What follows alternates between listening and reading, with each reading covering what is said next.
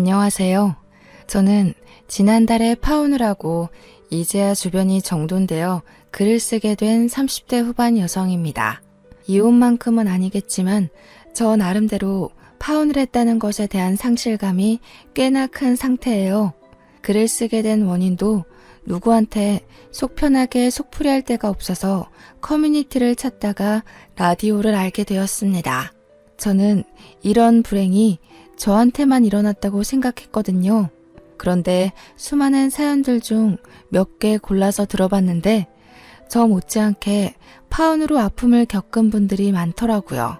살짝 위안도 되면서 한편으론 저처럼 봉변당한 분들의 상처가 안쓰럽기도 하더군요.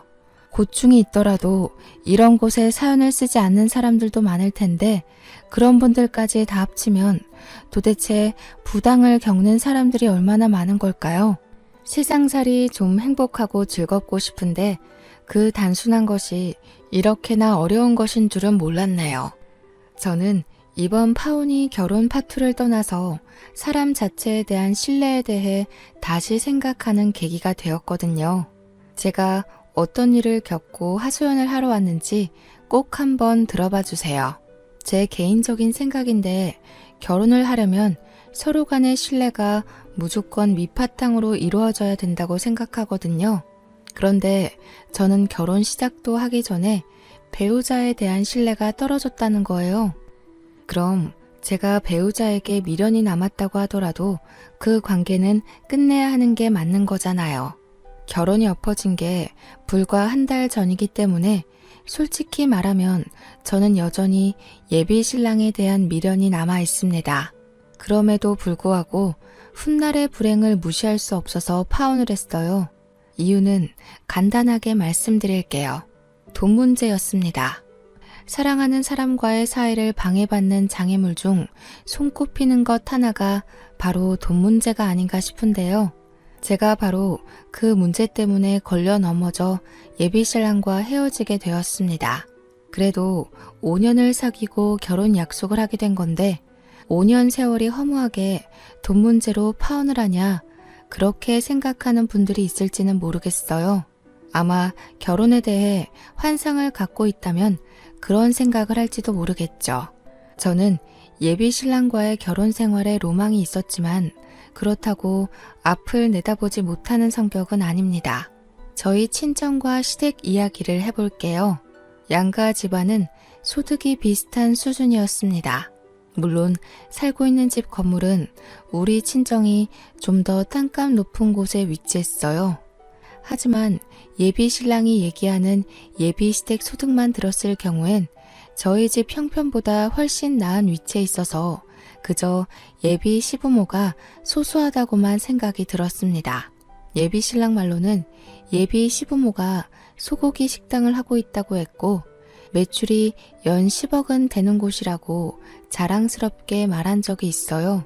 그래서 제가 당시 결혼하려고 모은 자금이 1억 8천 정도 된 것에 비해 예비 신랑이 한 9천 준비한 상태였더라도 딱히 예비 신랑이 돈이 없어서 못 모았다고는 생각하지 않았어요.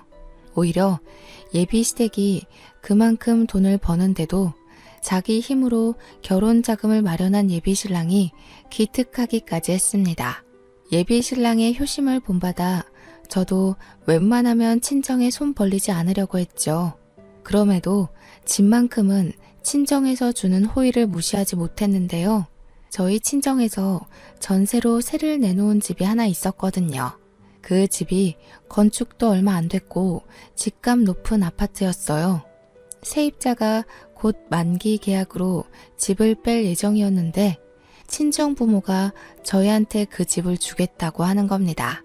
저희가 모은 자금으로는 그 아파트 변두리에서도 살 수가 없는 마당인데 부모님이 싸게 주겠다고 하니까 그건 그야말로 좋은 기회인 거잖아요.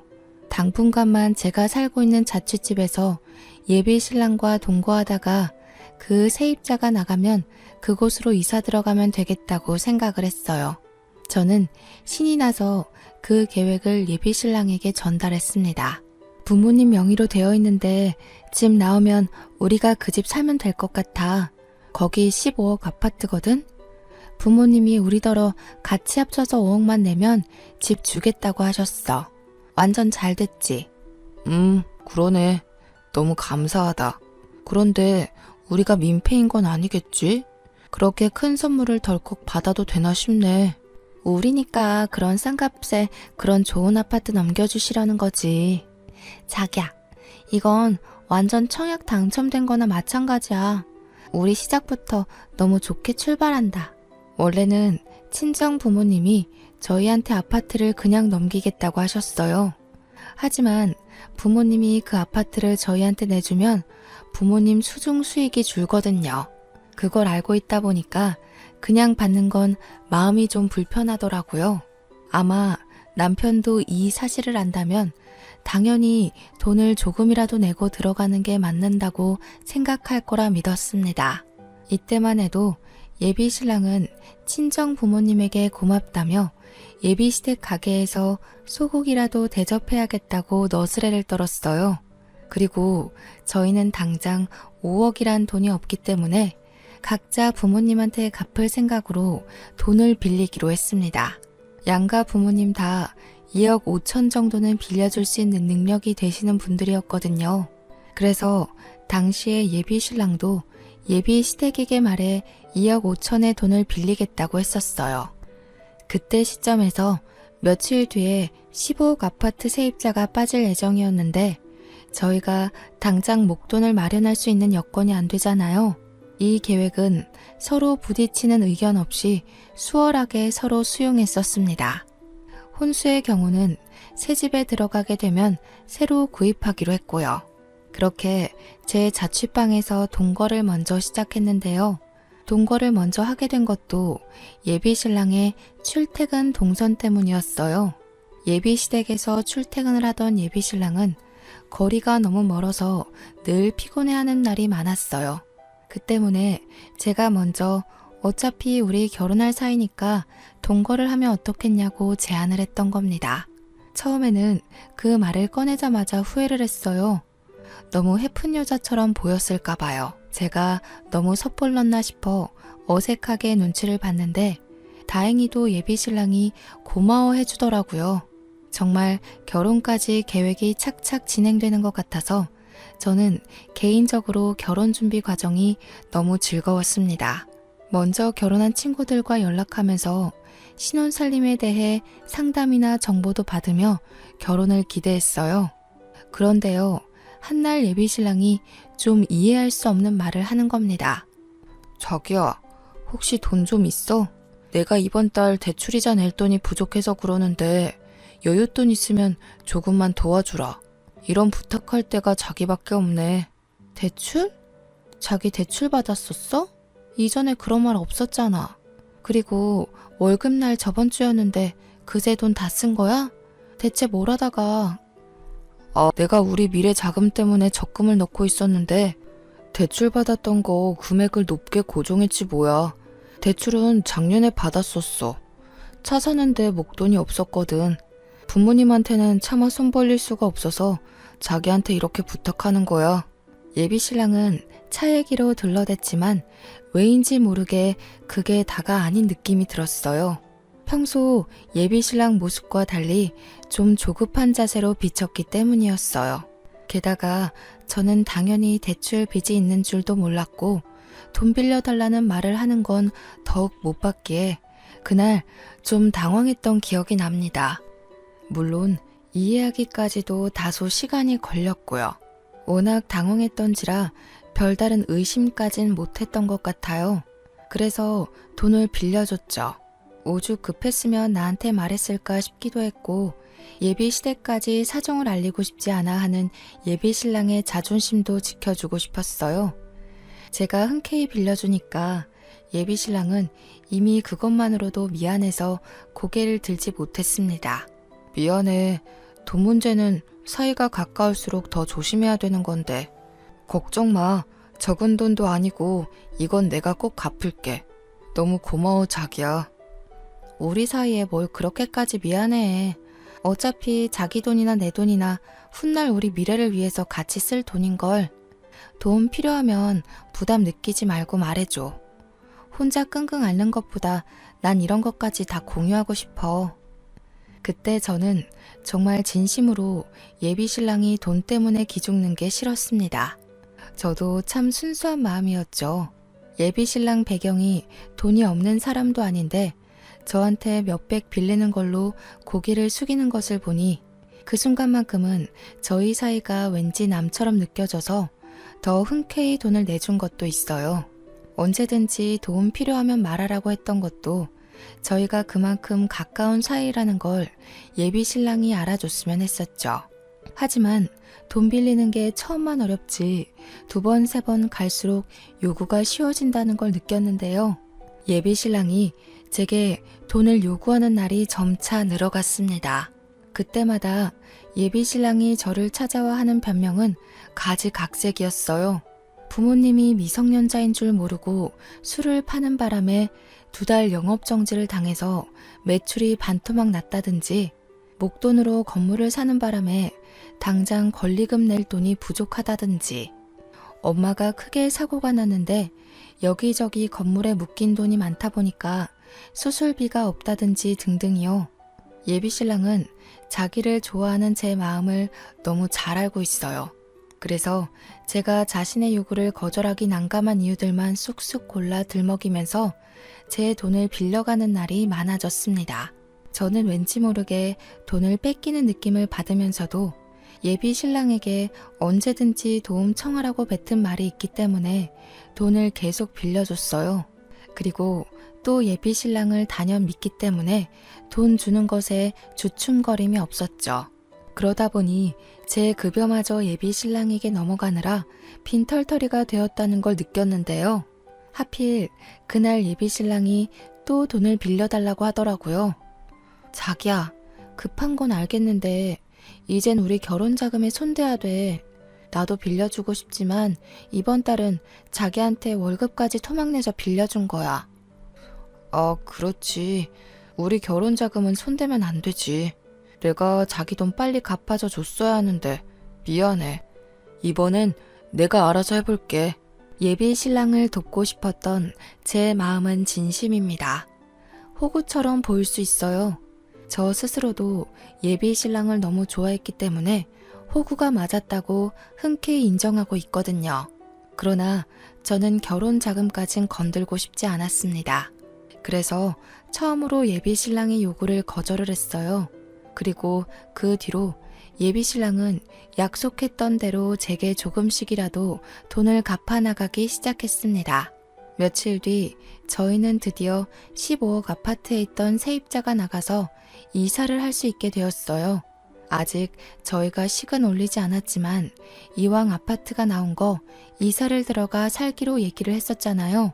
그래서 이전에 우리가 계획했던 대로 각자 양가 어른들에게 2억 5천을 빌려 친정 부모님한테 보증금 주자고 예비 신랑한테 말을 했죠. 그런데 어쩐 일인지 예비 신랑 표정이 그다지 이사를 반기지 않는 얼굴인 겁니다. 괜히 눈치가 보여서 답답했던 마음에 왜 그러냐고 먼저 물어봤어요. 그냥 우리 이 자취집에서 살면 안 될까? 여기도 우리 둘이 살기에 불편하지 않고 이미 이곳에 적응이 돼버려서 굳이 다른 곳에 안 가도 될 것 같은데 가면 또 새 집 적응해야 되고 정신없으니까. 그날 예비 신랑의 의견은 좀 당황스러웠습니다. 당시 제가 신혼집에 대해 언급하던 중이었거든요.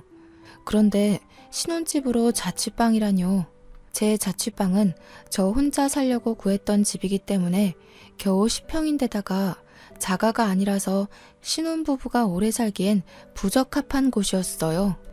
저희 여건이 이렇게까지 어려운 게 아닌데 왜 10평짜리 남의 집에서 신혼살림을 해야 하나요? 15억 아파트를 5억에 살 수 있는 찬스가 왔잖아요. 그걸 왜 그냥 버리려고 하는 건지 이해가 안 되었어요. 당시 저는 예비 신랑의 뜬금없는 고백 때문에 뒤통수를 맞은 것처럼 머리가 얼얼했습니다. 예비 신랑의 의중을 몰라서 뭐라고 설득을 해야 될지도 몰라 머릿속이 새하했어요. 갑자기 왜 그러는 건데? 우리 지난번에 15억 아파트 가기로 약속했잖아. 여기서는 아이 낳아서 키울 수도 없고 남의 집이라서 물건을 함부로 할 수도 없어. 이렇게 좁은 데서 어떻게 몇 년을 더 살겠어. 도대체 왜 그러는 건데? 이유가 있을 거 아니야. 사실은 부모님한테 돈 빌려달라고 아직 말을 못했어. 솔직히 앞으로도 못할 것 같아. 계속 부모님한테 불효하는 기분이 드는 거 있지. 내가 결혼 자금도 혼자 마련했듯이 독립까지 다 알아서 해내고 싶은데 우리 부모님 요즘 경기 안 좋아서 매출이 예전 같지 않거든. 자기 말 무슨 뜻인지 알아듣겠어. 그래도 우리 신혼집이잖아. 어머님 아버님도 자기 신혼집 때문이라면 흔쾌히 돈 빌려주실 거야. 가게가 적자라도 2억 5천은 있을 거잖아. 수십 년 동안 매출 10억대였다면서 어머님 아버님이 자기 장가갈 때 미천 대준다고 몰래 모아놨을지 어떻게 알아. 우리 집 사정은 내가 잘 알잖아. 적자난 게 생각보다 많이 커서 모아둔 돈도 거의 다 날렸어. 여기서 내가 말하는 건 돈이 많고 적고를 따지는 게 아니야. 그냥 부모님한테 부탁해야 하는 내 마음이 불편해서 그래. 저와 예비신랑은 그날 대화를 다 마무리 못하고 결국 어영부영 말을 끝냈습니다. 아무것도 결정되지 않은 상황에서 친정 부모한테 연락이 왔는데 예비신랑의 입장 때문에 아파트 입주를 못할 수도 있다는 말을 못하겠는 거예요. 또 저는 예비신랑 생각과 달라서 신혼살림을 그곳에서 시작하고 싶었거든요. 부모님께 어떤 대답도 솔직하게 전하기가 좀 그래서 일단은 직장 시기가 바빠 한 달만 이사를 미루기로 했다고만 했습니다. 그리고 제가 생각한 방편은 예비 시댁에 찾아가 대화를 나눠보는 것이었어요.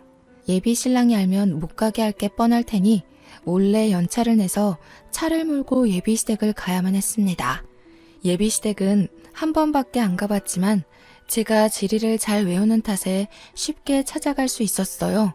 그리고 웃기게도 저는 바로 그날에 파혼을 결심하게 되었죠.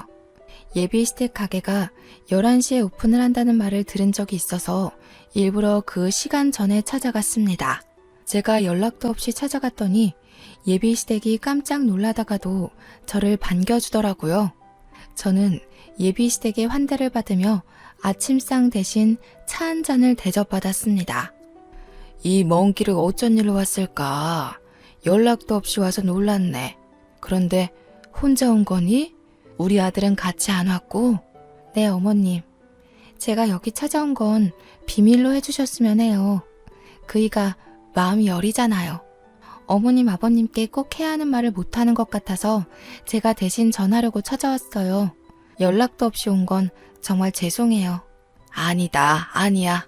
우리 사이에 죄송할 게 뭐가 있니? 이제 가족이 될 사이인데 아무 때나 방문하면 어때서? 그래, 편하게 말해봐. 뭔데 그러니?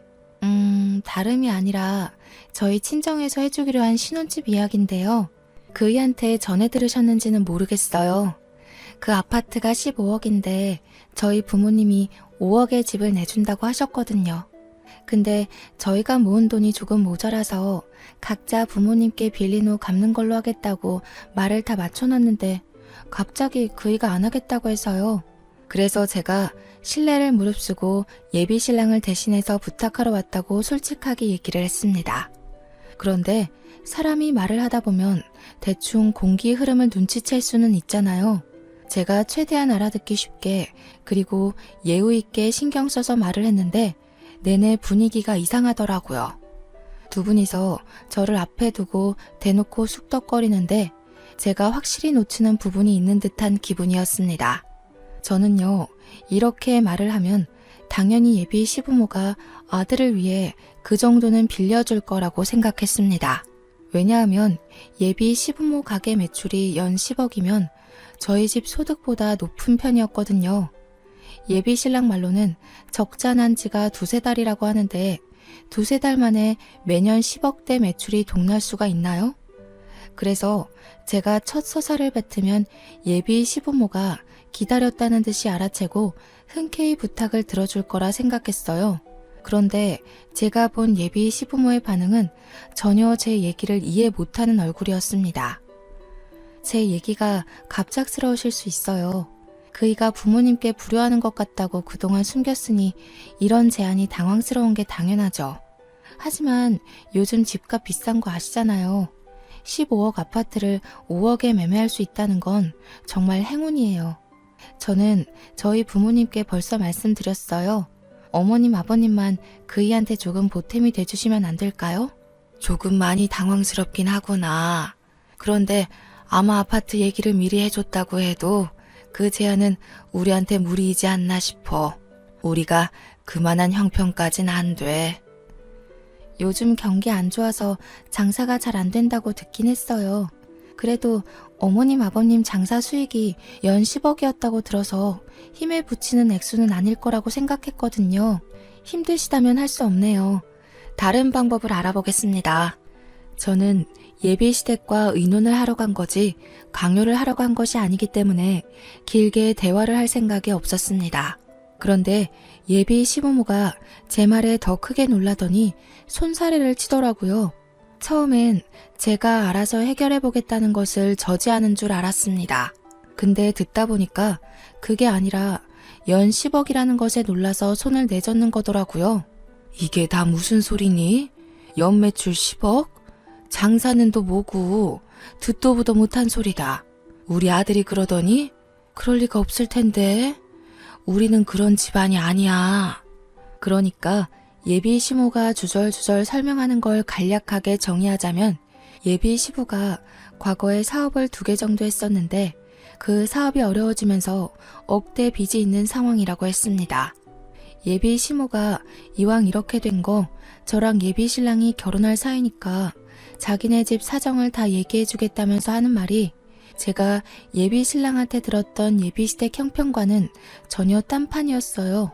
말했다시피 예비시댁에는 억대 자산이 아닌 억대 빚이 있는 상황이었고 소고기 가게를 운영한 적도 없으며 당시 벌고 있는 수익이 적어서 예비 신랑이 주는 생활비까지 보태어서 근근히 지내고 있다고 합니다. 살고 있는 집도 전세 대출받아 마련한 집이라고 했고요. 그래서 우리가 늘 아들 걱정 때문에 마음이 안 좋았어. 부모가 돼가지고 자식한테 남겨줄 게 빚밖에 없으니 하루도 발 뻗고 자지를 못했다. 그게 너무 미안했는데 너처럼 상냥하고 배경 좋은 며느리가 들어와 준다길래 얼마나 고맙게 생각했는지 몰라. 그러니까 말이야. 우리가 말년에 복이 있을 사주였나 봐. 며느리 하나 잘 들어와서 며느리 덕도 보고 팔 잡히게 생겼으니 복권이나 다름이 없지. 아직 혼인신고도 안 했는데 우리 빚 갚는데 보탬이 되어주니 너무 고맙다 아가. 예비 시부모가 밝혀주는 형편에 넋을 놓고 할 말도 없었습니다. 그런 와중에도 이해 안 되는 말이 하나 더 있었는데 제가 빚 갚는 데에 보탬이 되어주었다는 예비 시부의 말씀이었어요. 저는 예비 시부모의 형편을 몰랐기 때문에 보탬이 된 적도 없고 뭘 도운 적도 없거든요. 그런데 그게 무슨 말인가 싶었는데 알고 보니 예비 신랑이 제게 빌려간 돈을 예비 시부모한테 다 갖다 바치고 있었지 뭡니까. 생활비며 대출이자며 제 돈이 안 닿는 곳이 없었더라고요. 정말 충격이었습니다. 예비 시부모는 그걸 제가 당연히 나서서 해줬다고 생각하고 있었으니 저한테 낯빛 하나 안 바뀌면서 얘기를 한 거겠죠. 저는 여차저차 예비 시부모한테 인사를 올리고 도망치듯 급하게 나섰습니다. 예비 신랑한테는 알리지 말아달라고 한 번 더 부탁을 하고서 말이죠. 당시 귀갓길 내내 제 머릿속은 어지러웠습니다. 어디서부터 잘못되었고 어디서부터 이 문제가 시작된 건지 도무지 모르겠더라고요. 수많은 물음표 중에서 저를 가장 혼란스럽게 했던 건 예비 신랑이 예비시댁 형편을 숨긴 것도 아니었고 예비시댁에 억대 빚이 있다는 것도 아니었어요. 예비 신랑이 저를 속이고 돈을 갈취했다는 사실이 제겐 가장 큰 충격이었습니다. 차라리 모든 걸 솔직하게 말하고 돈을 빌려달라고 했다면 배신감이 이보다 덜하지 않았을까요? 저는 예비 신랑을 사랑했기 때문에 믿었기 때문에 모든 걸 내어줄 준비가 되어 있던 사람이었어요. 그런데 예비 신랑은 어느 순간부터 저를 돈 나오는 구멍으로 봤다는 거잖아요. 그렇지 않고서야 얼굴에 철판 깔고 갖가지 이유를 지어내며 돈을 빌려가진 않았겠죠. 그러니까 예비 신랑한테 저는 그저 돈 잘 주는 호구였던 것 같습니다. 예비 시댁에서 제 자취집으로 당도하기까지는 1시간 30분 정도가 걸렸습니다. 그 짧은 시간이 소요되고 집에 도착을 했을 땐 예비 신랑을 향한 제 마음이 꽤나 식어버린 상태였어요. 저는 예비 신랑이 퇴근할 때까지 집에서 묵묵히 기다렸습니다. 처음엔 당혹했고 나중엔 부정을 했는데 집에서 사태를 정리하는 내내 남은 감정은 분노뿐이었습니다. 예비 신랑이 제게 했던 말, 그게 전부 거짓이었다는 것도 화가 났지만 그걸 떠나서 저를 무려 5년을 속인 거 아닙니까? 그것 자체만으로 저는 예비 신랑에게 신뢰를 다 잃었고요. 예비 시댁에 돈을 갖다 바친 걸로 모자라 개인적으로 꿀꺽한 돈도 있다고 하니까 속에서 천불까지 나더라고요. 저는 예비 신랑을 기다리는 동안 속에 받치는 분통이 갑갑해서 결국 베란다 창문까지 열어야 했습니다. 당시 날씨가 꽤 쌀쌀했거든요. 그런데도 제가 얼마나 열이 받았으면 그 찬기운마저도 살이 아린지 모르겠더군요. 그렇게 한참 동안 베란다 앞에서 머리를 식히며 지난 5년의 기간을 되내고 있었습니다. 그런데 예비 신랑이 퇴근 시간이 다 되었는데도 귀가가 늦어지는 겁니다. 시간을 확인하려고 거실로 들어가려던 차에 베란다 밖에서 익숙한 목소리가 들려왔습니다. 건물도 가지고 있으면서 15억 아파트 줄 거면 그냥 공짜로 내줘야 되는 거 아니냐? 자식이 결혼한다는데 5억을 꼭 받으시겠단다. 심지어 여자친구는 자기 부모님한테 손 벌리기 싫다고 5억을 흔쾌히 해가겠다고 했대. 나 같으면 돈 좀 있는 부모님 덕 실컷 볼 텐데. 진짜 있는 애들이 더 유난이더라니까. 순간 제가 잘못 들은 줄 알았습니다. 하지만 제 귀가 5년 연인의 목소리를 모를 리 없었고 저의 육감이 그 목소리가 예비 신랑의 것이 맞는다고 가리키고 있었어요. 그 뒤로도 예비 신랑은 통화를 길게 이어갔는데요. 제가 알던 사람이라고는 볼 수 없는 어마어마한 사치꾼이더라고요. 예비 신랑 입에서는 말 나오는 족족, 재산 얘기, 돈 얘기 등등 제 친정 재력에 대한 욕심밖에 없었습니다. 예비 시부모한테 손 벌리기 싫어서 자취집에 신혼 차려도 좋다던 사람 어디 갔는지 모르겠더군요. 예비 신랑도 15억 아파트에 갈망을 갖고 있었는데 들어보니 그 욕심이 저보다 훨씬 강하더라고요. 5억 마련할 돈이 없으니 그저 그 집을 공짜로 받고 싶어서 여태 연기를 한 거였어요. 그렇게 효자인 척 소소한 것에 만족하는 척을 하면 끝내 제가 친정 부모님한테 말해서 자기 몫의 5억까지 빌려줄 거라 생각했나 봅니다. 그날만을 기다리고 있다는 뻔뻔한 소리까지 하는데 얼마나 기가 차던지. 예비 신랑이 쥐뿔도 없는 걸 알아버려서 그런지 통화 내용뿐만 아니라 5년 동안의 예비 신랑 이미지가 전부 거지 근성으로 보이기까지 했습니다. 저는 그 이후 더 이상 예비 신랑 통화를 엿듣지 않았어요. 그것만으로도 충분히 예비 신랑의 실체를 알았고 제가 앞으로 행동을 어떻게 취해야 하는지도 알 수 있었거든요. 예비 신랑이 바로 1층 화단 앞에 서 있었는데 저는 그걸 그냥 두지 못하고 냉장고에 있는 콜라를 가져와서 부어버렸습니다. 통화를 하다 말고 소리를 지르며 콜라 사례를 처맞던 예비 신랑이 뒤늦게 올려다봤을 때 저는 들고 있던 페트병을 던졌고 예비 신랑은 제 얼굴을 확인 못하고서 면상을 전통으로 맞았습니다. 얼마 뒤 예비 신랑이 쫄딱 젖은 채로 열을 내면서 집에 들어왔더라고요. 콜라 단내를 풀풀 풍기면서 잔뜩 짜증이 난 얼굴이었는데 저더러 이 원룸 건물에 미친놈 산다면서 자기가 당장 경찰을 불렀다고 했습니다. 경찰을 불렀다라. 제 입장에선 오히려 잘 됐다 싶었어요. 저는 그대로 주머니에 있는 폰으로 몰래 녹음 기능을 켰습니다. 자기 나한테 갚아야 될 돈 있지?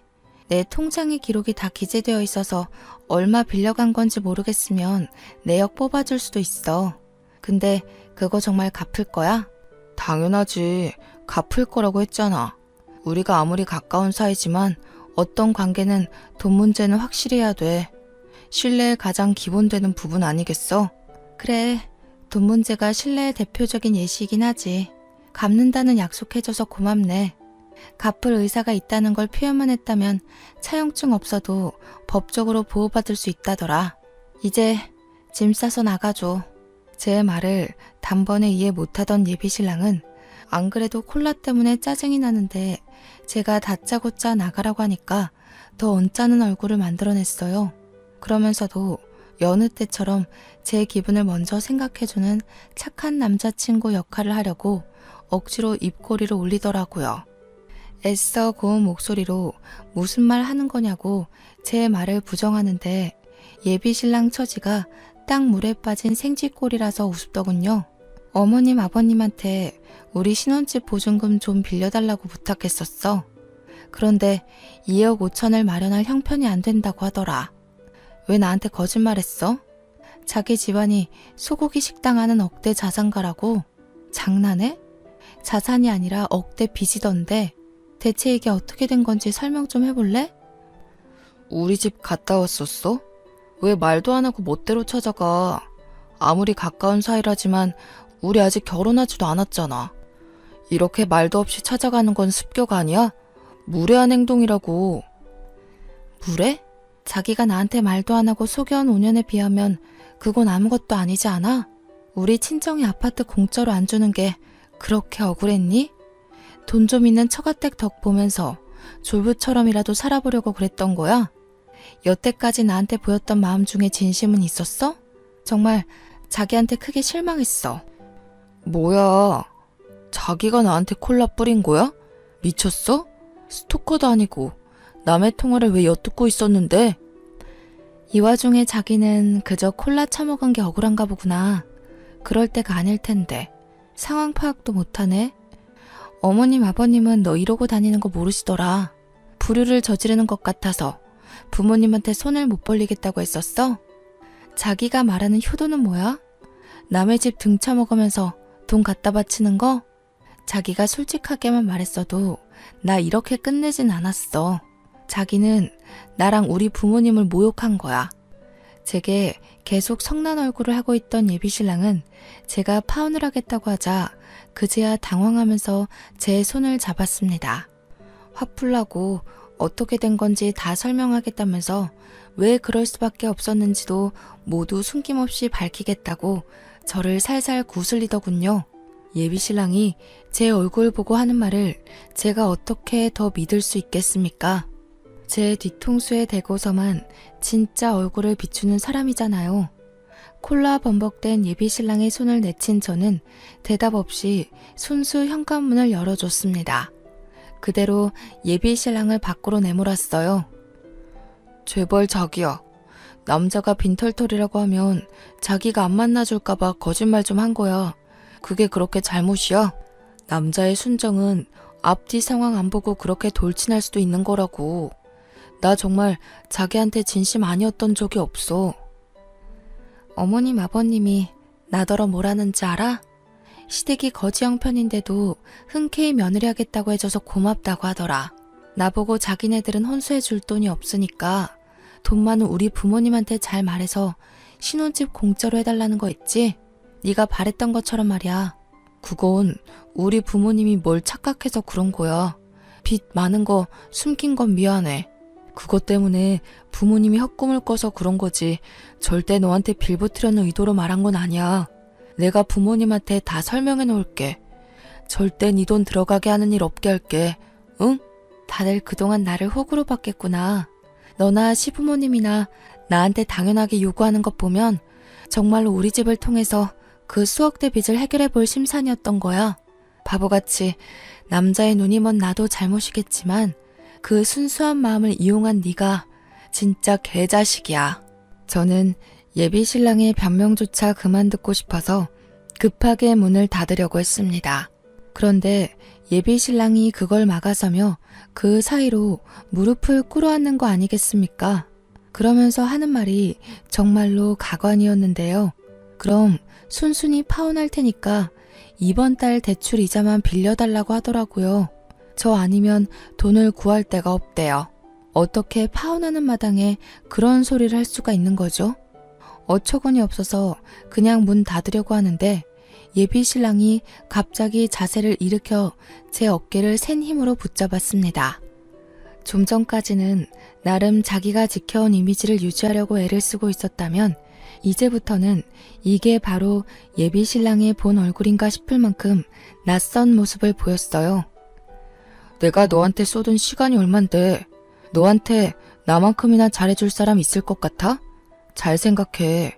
네 나이 적은 거 아니고 더 이상 너만 보고 헌신해줄 남자 없어. 여자는 나이 30부터 꺾인다는데 넌 30살도 이미 훌쩍 넘겼잖아. 나랑 끝내면 네 처지 헌신짝이나 다름 없어진다는 거 몰라? 아, 그래. 너는 날 여태 그런 식으로 생각하고 있었구나. 집안 배경은 어느 정도 되는데 나이가 많으니까 적당히 비위만 맞춰주면 재산을 갈취할 수 있을 거라고 생각했던 거지. 처음부터 그런 마음으로 나한테 잘했나 보네. 내가 헌신짝이 되더라도 애초에 구멍난 양말 수준이던 너보다는 멀쩡한 삶을 살겠지. 제가 예비 신랑의 정강이를 냅다 차버렸을 때 예비 신랑이 아파서 소리를 꽥 질렀는데요. 갑자기 저한테 손을 올리더라고요. 자기도 더 이상 저한테 참아주기 싫다면서 다 망해버린 마당에 자기 분한 마음이나 풀어야겠다고 제 얼굴에 손을 대려고 했습니다. 그런데 하늘은 제 편이었던 거죠. 때마침 예비 신랑이 신고했다던 경찰이 왔고 저는 경찰한테 도와달라 소리치며 예비 신랑이 나를 스토킹 당한다고 잡아가 달라 했어요. 그랬더니 예비 신랑은 2명의 경찰에게 강하게 연행되어 1층으로 끌려갔습니다. 예비 신랑은 질질 끌려가면서도 저한테 욕짓거리를 내뱉었어요. 비록 모든 게 사기였지만 그래도 한때 제가 5년을 사랑했던 남자였는데 예비 신랑에게 욕을 가득 먹으니 기분이 참 생소한 거 있죠. 그러고 보니 5년을 연애하면서 예비 시부모 가게에 딱 한 번 가봤는데 그것도 남의 식당이었네요. 파혼을 하고 난 뒤에 한 번 그 가게를 찾아간 적이 있었는데요. 멀찍이서 지켜보니까 시부모가 그 소고기 가게에서 일을 하곤 있었지만 식당 사장님은 따로 있었고 2분은 그냥 직원으로 일하고 있더라고요. 그걸 저는 시부모님 가게라고 거하게 착각한 거였어요.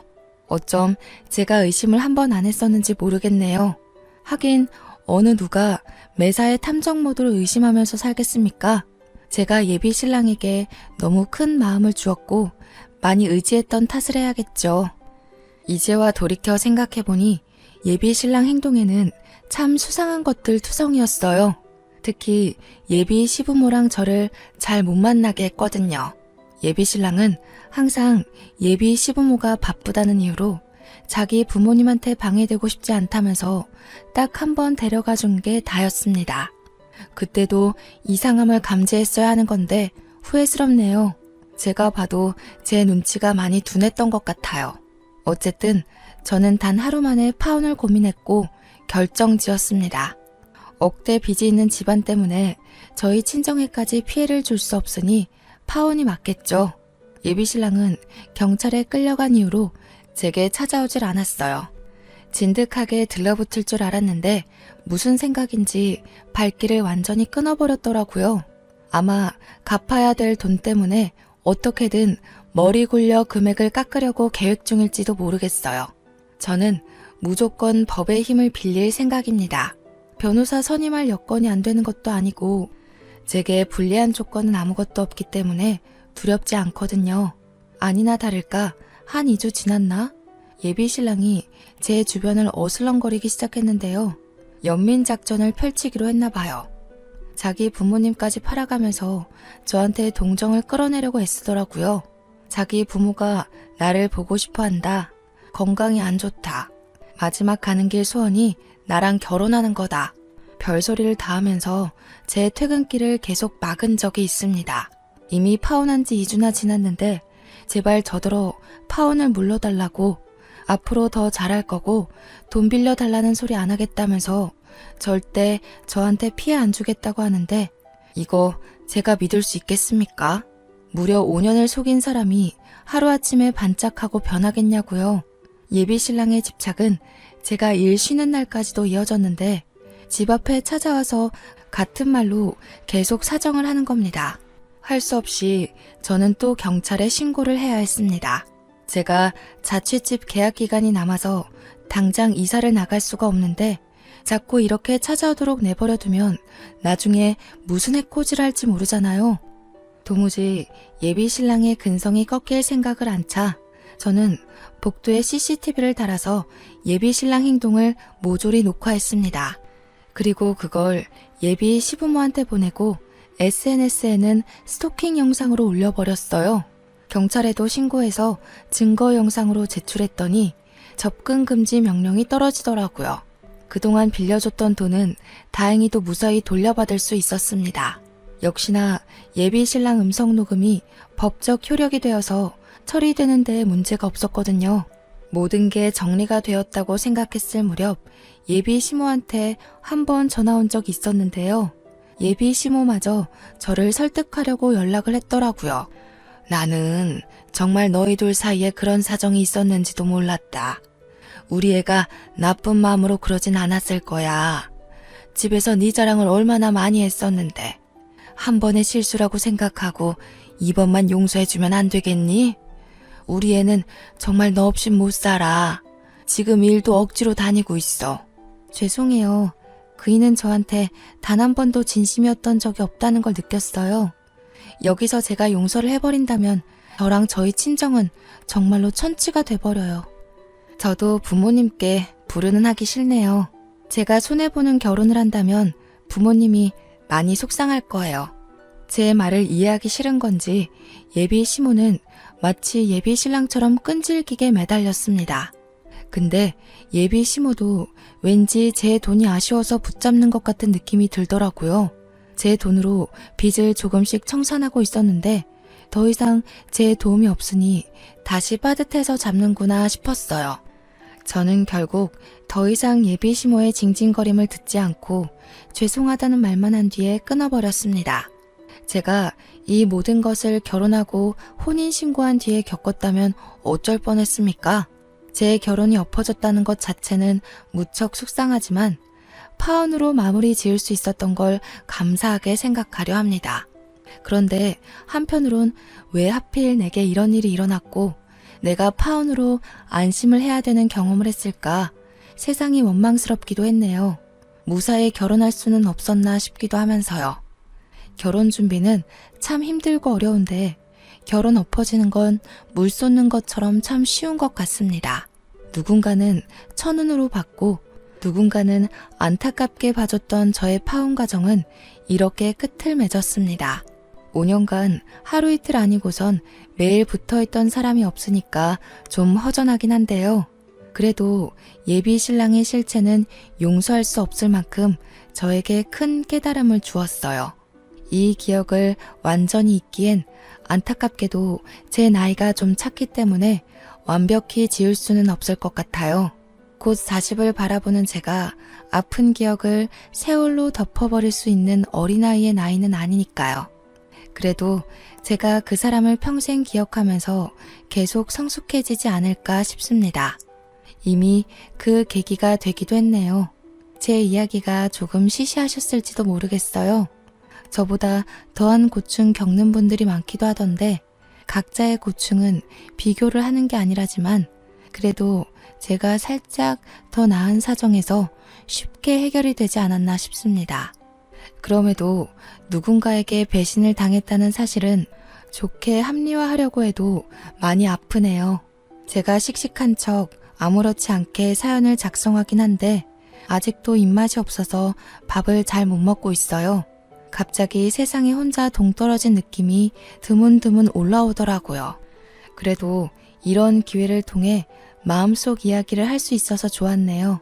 이런 얘기 친구들한테도 사실 하기 조심스럽거든요. 분명 친구들이 저더러 바보라고 욕할 것 같아서요. 어쨌든 전 계속해서 극복해 나갈 예정입니다. 그래서 지난주에 요가 학원도 등록했어요. 마음 정돈하는데 좋을 것 같아서요. 다들 크든 작든 배신 안 당해본 경험 없을 거라 생각합니다. 내가 무너진다면 그것이야말로 완벽한 패배가 아니겠어요? 모두들 파이팅 하셨으면 좋겠어요. 감사합니다.